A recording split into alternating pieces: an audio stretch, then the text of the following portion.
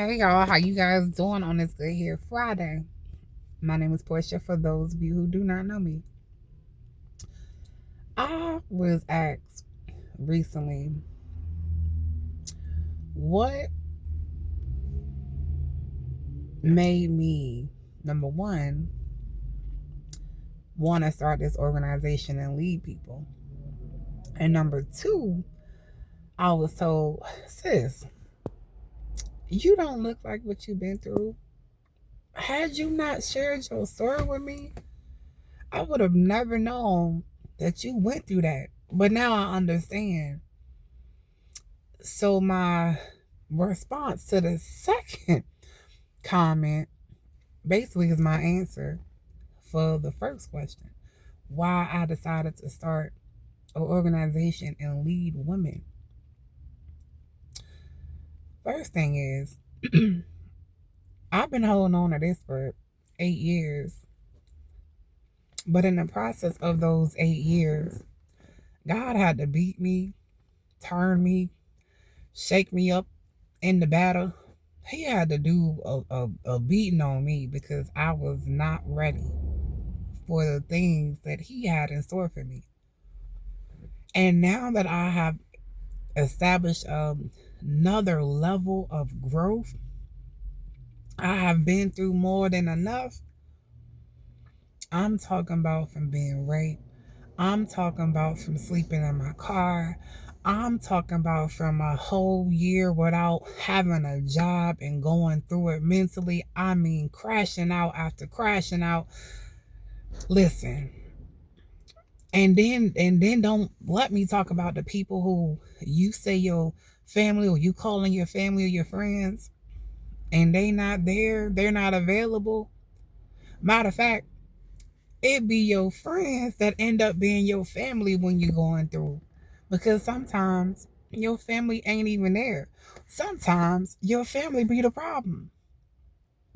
And you gotta really have a strong group of friends that can help mold you and lift you up when you at your lowest of the lows and you trying to figure out how you gonna bounce back and get up.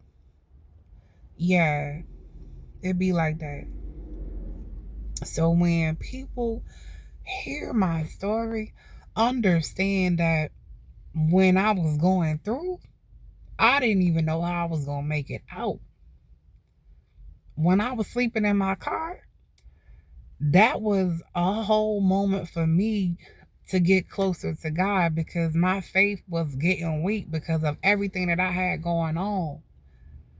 And then when you dealing with a family member who dealing with alcoholism and write you a letter cursing you out, telling you ain't gonna be nothing, you ain't gonna amount to nothing, you got degrees but nothing to show for it, and then the next day act like they don't know what happened and why you in the rehabilitation center trying to get yourself together. Oh yeah, baby, don't get it twisted.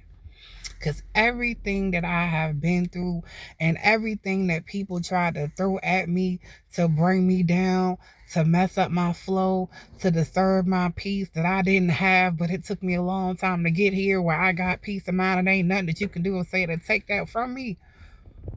Whew. When I look back at all the things that God has done for me in those moments and all the people who was around me in those moments, I'm truly 100% thankful for the people who was in my corner. Because had it not been for them and the Lord who was on my side, oh, I wouldn't even be here to talk to y'all. I wouldn't be here to keep it real with y'all. Because that's all I'm going to do is be real, transparent. And some of the stuff that I'm going to talk about, some people is afraid and too ashamed to talk about. But not me. Not me. I'm going to be vocal about how God brought me through. I'm going to be vocal about how he pushed me and delivered me and covered me. I'm going to be vocal when it was times that I didn't even know where my help was coming from. So you're right. I'm going to be vocal. But y'all, God is good all the time.